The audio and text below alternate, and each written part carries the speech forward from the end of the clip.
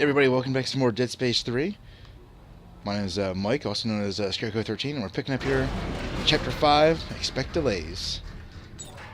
Okay. That was strange. I didn't hit the D-pad at all, and then the weapon just popped up. We're having a little bit of technical difficulties today, guys, just so you know. I had started recording this, and then my computer just decided to crap itself, and lost about 15 minutes of progress. So we're back in the beginning here. Hopefully won't affect things too much.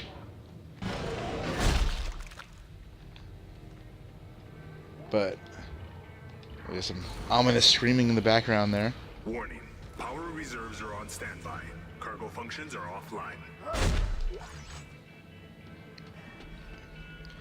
Okay, there is no item there anymore, so we missed a couple items here. It was, I want to say probably this one we missed. Yeah, we had to put the Crozier today to take advantage of opening the cloud layer. During the first flyover, the crew spied an unusual mountain formation in the center of a jagged crater. Lieutenant Metcalf was able to snap some pics of a series of snow-covered obelisks near the peak. The arrangement was chaotic, as we'd expect from such a storm-ravaged planet, but the size and shape of each is nearly identical, like two tendrils intertwined. Lieutenant Commander Busby was overcome by headaches and blurred vision during the flight and had to be relieved of duty pending a medical exam. So it sounds like they found a bunch of markers, is what I would say, because the tendrils intertwined. And this is Lieutenant Commander Sam Kettle. Adam Graves is requesting specimen transfer from planet. CMS Crozier and CMS Franklin en route with what the hell is going on? We're a resupply ship, not a zoo. Commander Valerie Dietz, transfer confirmed. Sorry, Sam, my hands are tied. Let's just make sure that stuff stays confined to storage. Double and quarantine checks. And so we have something that was on the planet that we brought up. And we're not sure what it was. And what was this one? See, Lieutenant J.G. Charles Sikowski, Sam, you have to check this out. I got this image from Tim Kaufman, Planetside. Are those what I think they are? Lieutenant Commander Sam Kettle, what are you thinking? The captain is going to lose it if she finds you leaking confidential info like that. Sadowski says, you think this is why I brought us all the way out here? You gotta stay out of it. Sikowski, the less you know, the better. Trust me. Okay, sorry. Yeah, those were the items we picked up that in the previous recording wouldn't show, so I just wanted to read them for you. Stand by for deceleration. Okay, Edwards, on your mark. Roger that, Val. You will address me as Commander while we're on the bridge. You got it, darling. Retro thrusters engaged. Woo! Easy now. Nothing else here? Love boat has arrived. I'd like to thank y'all for flying the Terra Nova. Welcome to the ass end of the universe. Okay, everyone, time to shake the lead out. Sikowski, hail Admiral Graves. Kettle, report to Cradle Off. This is your show now. Let's enjoy the ship. Recording off. There we go. Isaac here. It looks like our shuttle's in the aft section of the ship. I'm updating our locators now. Okay, just tell me it'll get us to the nearest shipping lane.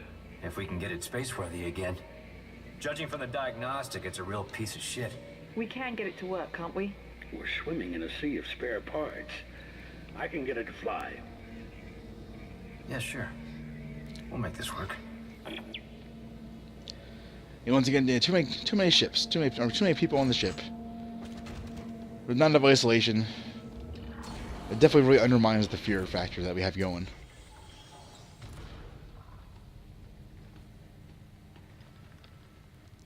Like, with a little bit more isolation, this game really could have been something creepy. But as it stands, like, with the microtransactions and the upgrade system, it's not great.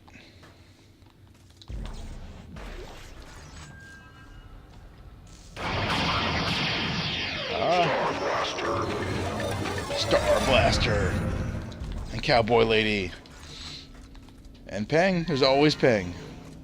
Don't count her out.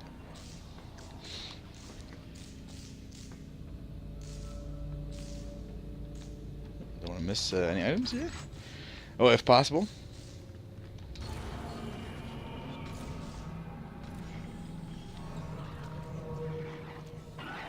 Hello?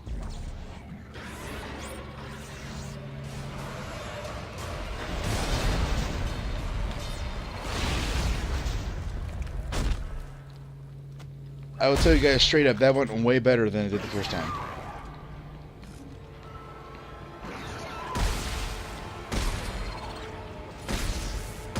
If only because I actually hit them with the blast this time.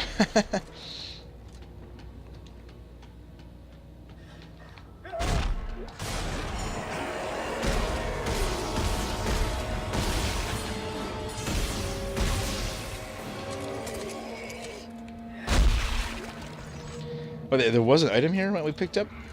That, like, the inventory saved. It was a hydraulic engine.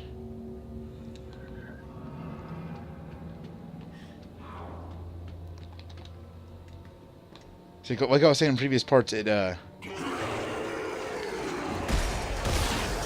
game saves your inventory, even if it doesn't always save your progress. Oh, come on! This is a pretty good combo, I gotta admit. Force gun and line gun.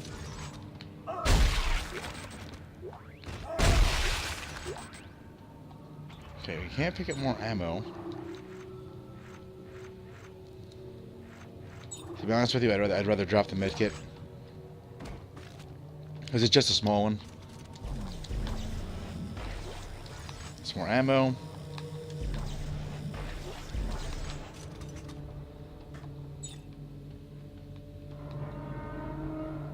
Anything else later on? No.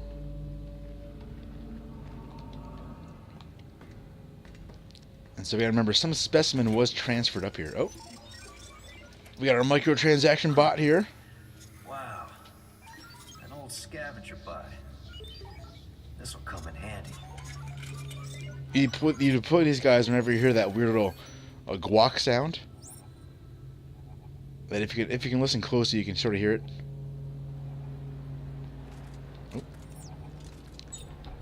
Oh. Excuse me? Oh, I deployed it while from like my previous recording that you guys won't see because it failed. And so it actually is wandering around here, I believe. Yeah, 'cause it's not letting me select it. And what it does is it wanders around and picks up scavenging components for you.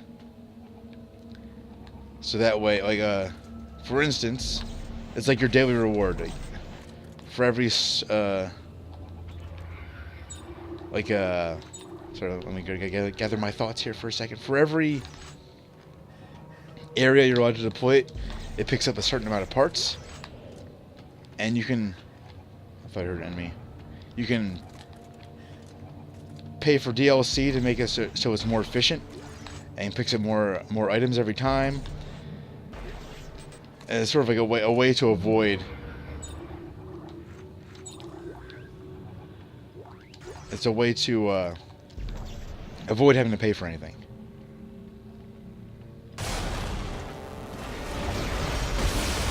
That was a huge whiff.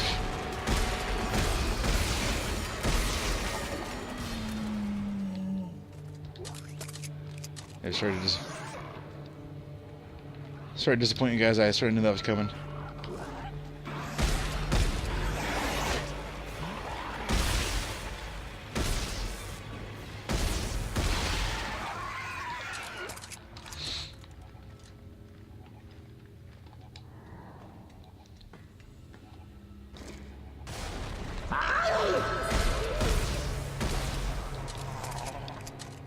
There we go.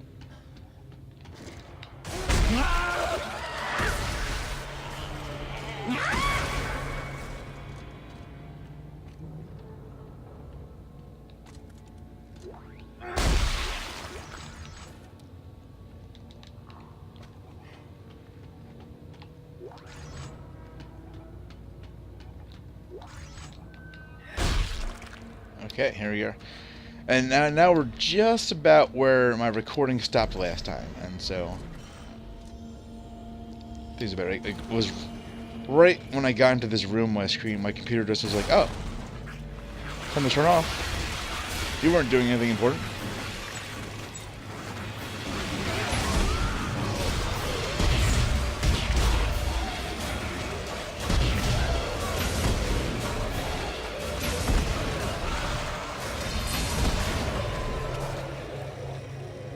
I actually really dig this line gun combo. And sorry if I sound a little nasally. I recovering from a sinus infection.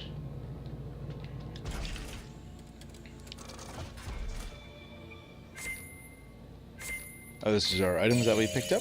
Oh, see, that was my scavenger bot. Yeah, it did.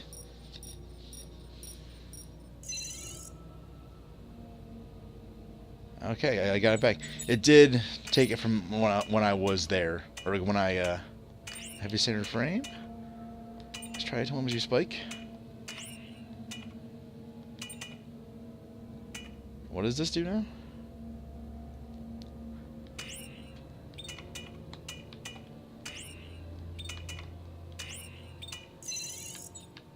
Let's try it out for a second.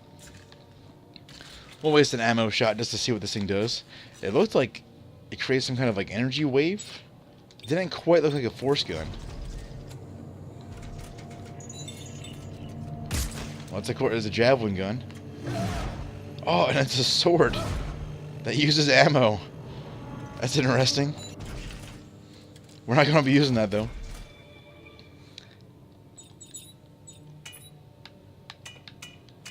So we're going to remove that. And we're going to save our stuff for next time.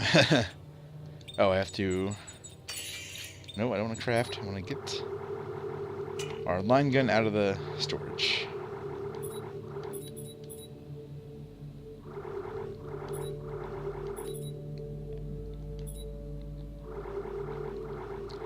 I will stick with that. And weapon upgrades.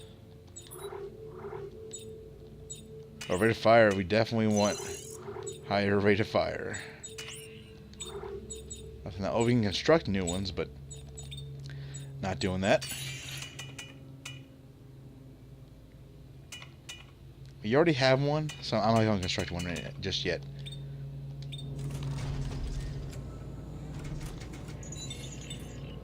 Let's see what I will do.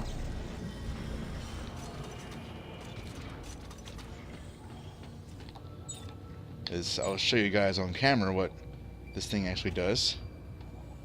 Now that my recording hasn't died.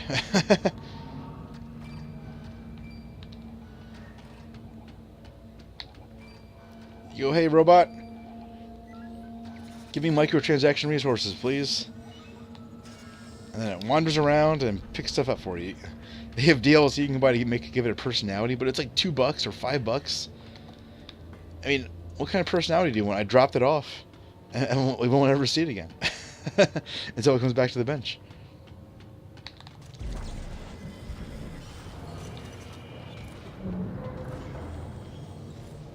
So here we go. We are now in fresh territory.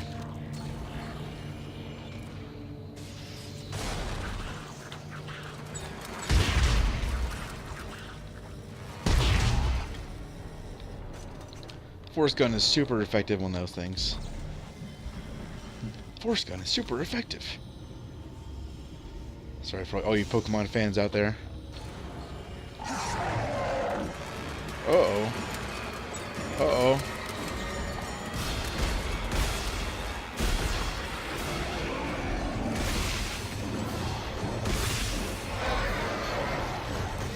Oh, please. Please don't spawn your babies. It's gonna spawn the babies.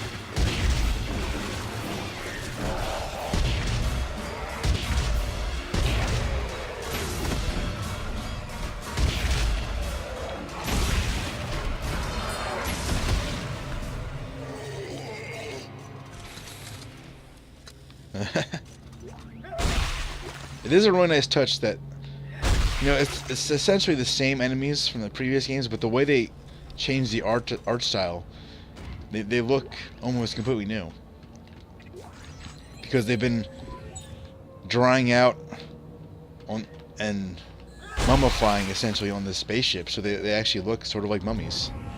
I think it's a really nice touch they didn't have to do.